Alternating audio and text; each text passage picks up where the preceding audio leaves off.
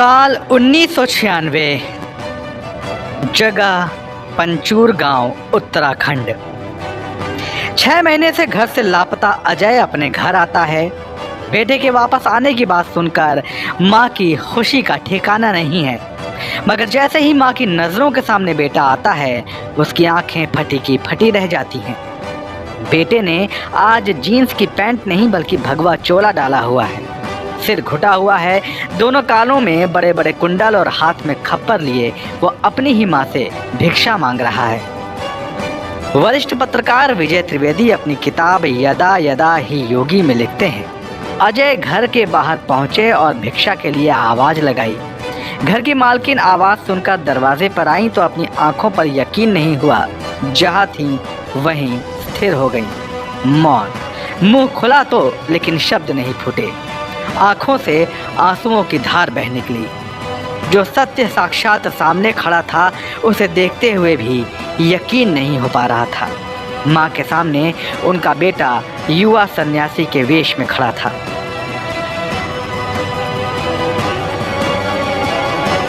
विजय त्रिवेदी के शब्दों में, बेटे को इस हाल में देखकर मां अवाक रह गई।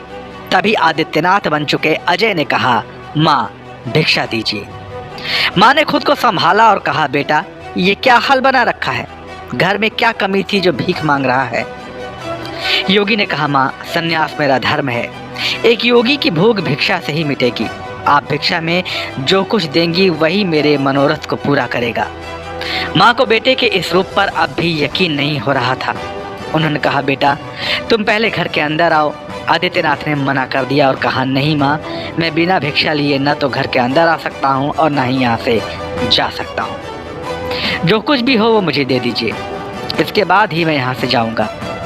मां बेटे की जिद के आगे हार गई, घर के अंदर गई और थोड़े चावल और पैसे लाकर आदित्यनाथ के पात्र में डाल दिया।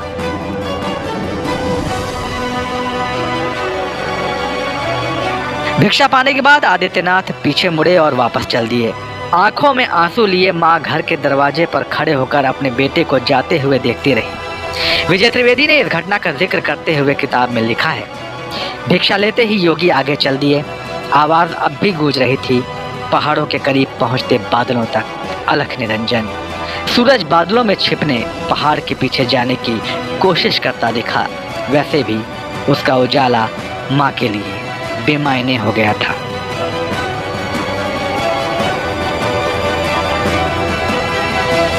आज के योगी आदित्यनाथ के बचपन का नाम अजय सिंह बिष्ट था। अजय ने 1989 में ऋषिकेश के भरत मंदिर इंटरमीडिएट कॉलेज से इंटर की पढ़ाई पूरी की। इसी साल पौड़ी के कोटद्वार के डॉक्टर पीताम्बर दयाल बर्थयाल हिमालयन राजकीय स्नातकोत्तर महाविद्यालय में बीएससी में एडमिशन ले लिया। 1992 में यहाँ से भी पास हो गए। गोरखपुर यूनिवर्सिटी में फिजिक्स से एमएससी में एडमिशन लिया, पर पूरा नहीं किया और घर से चले गए। 6 महीने तक घर वालों को पता ही नहीं चला कि अजय कहाँ है। पिता आनंद सिंह उन्हें हर जगह खोजने गए जहां अजय के होने की संभावना थी, लेकिन अजय नहीं मिले।